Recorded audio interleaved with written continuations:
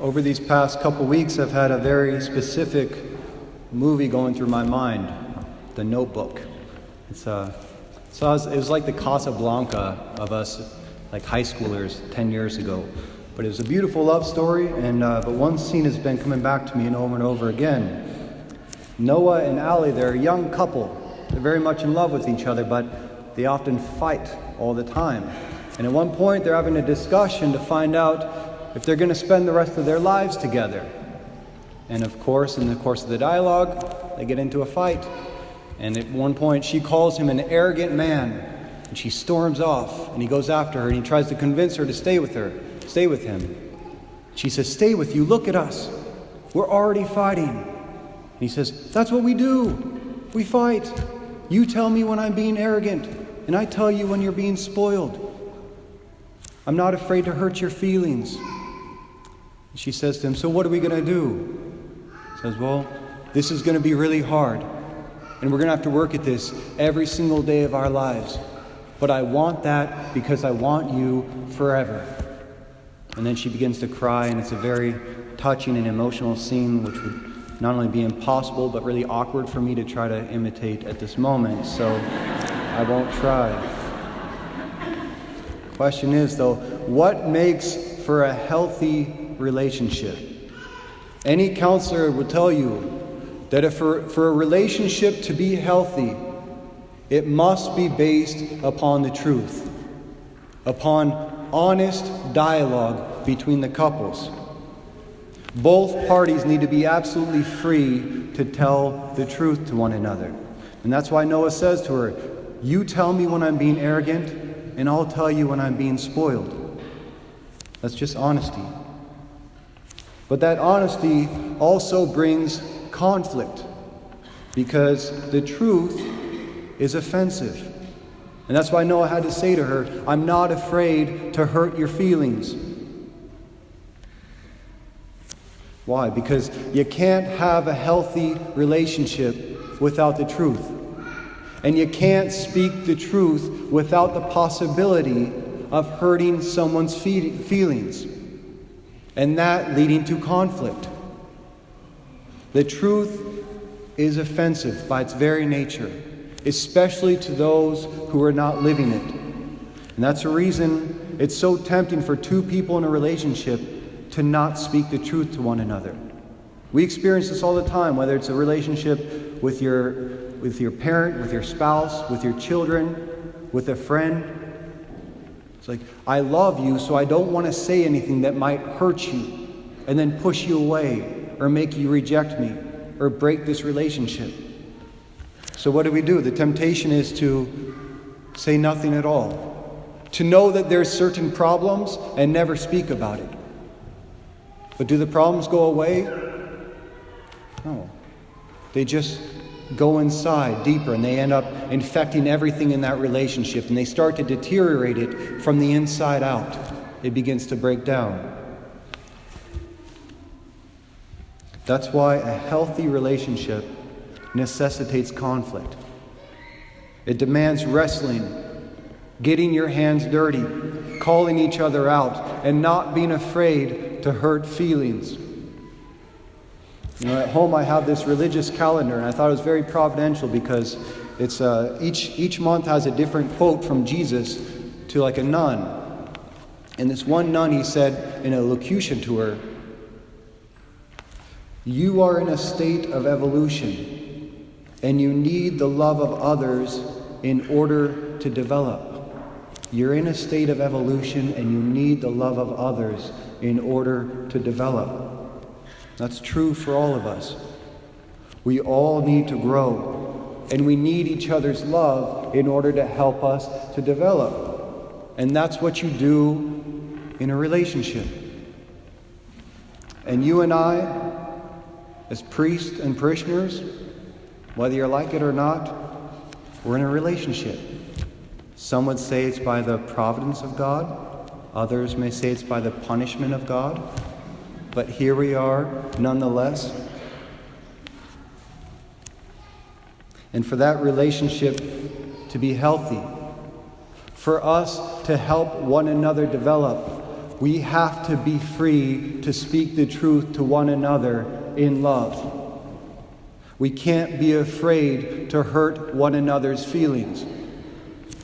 Because most of the time, the very truths that we most need to hear in life are hurtful. They're painful. They're unwelcome.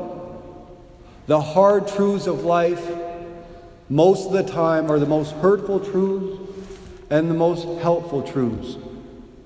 That's why there's a Russian saying, your enemies will tell you what you want to hear, but your friends will tell you the truth. Because your friends actually want to help you. They want to help you grow.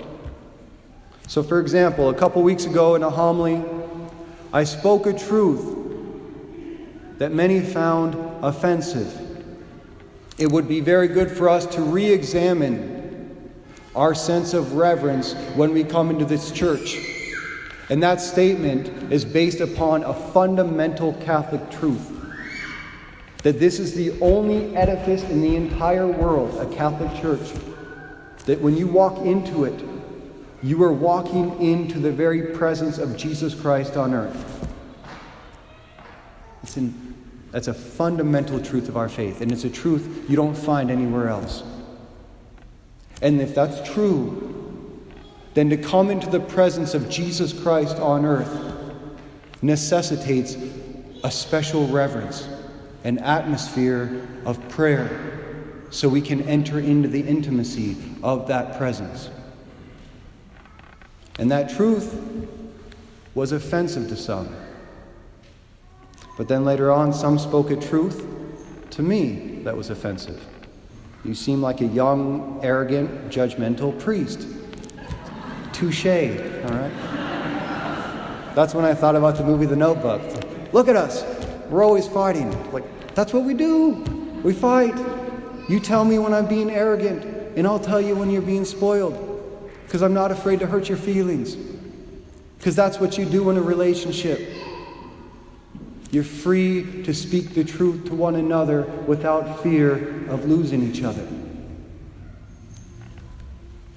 If I ever speak a truth to you that you don't understand, that you maybe never heard before, or just you don't like the way that I said it, it is very important for me that every single one of you feels free to come to me and tell me that. But you're going to have to be willing to hurt my feelings, to offend me. And that's okay. That's what you do in a relationship. You're only going to help me to become a better priest, to develop. And I'll always interpret it as an act of love. But I too must be free to speak the truths of the Catholic faith to you. I cannot be in relationship with you as a priest in any other capacity, in any other way. It would be a dishonest relationship. It would be dysfunctional. And it would be unhealthy. And I won't do it. I cannot refuse to speak the truth because it is offensive. Especially when we live in a time when any proclamation of truth is deemed judgmental, offensive, or unwelcoming. The truth, by its very nature, is offensive because it demands conversion when we're not living according to it. That's why it's so tempting for us to say nothing at all, to just be silent when we know that there's problems. Because it carries within it the possibility of breaking up, the possibility of failure, the possibility of rejection. But that's the vulnerability of a healthy relationship. It's fragile, and the truth makes it, and the truth can break it. But it's the only way. When Jesus Christ, at the height of his fame, when he had more followers than any other time in his life, when he told his disciples, "Unless you eat my flesh and drink my blood, you have no life within you. You do not have eternal life." What was their response? "This is a hard saying. Who can accept it?" And many of them returned to their former way of life and no longer walked with him. And what was his response? He turned to his apostles and he said, "Do you also want to leave me?" He wasn't afraid to speak the truth, even if it meant being rejected.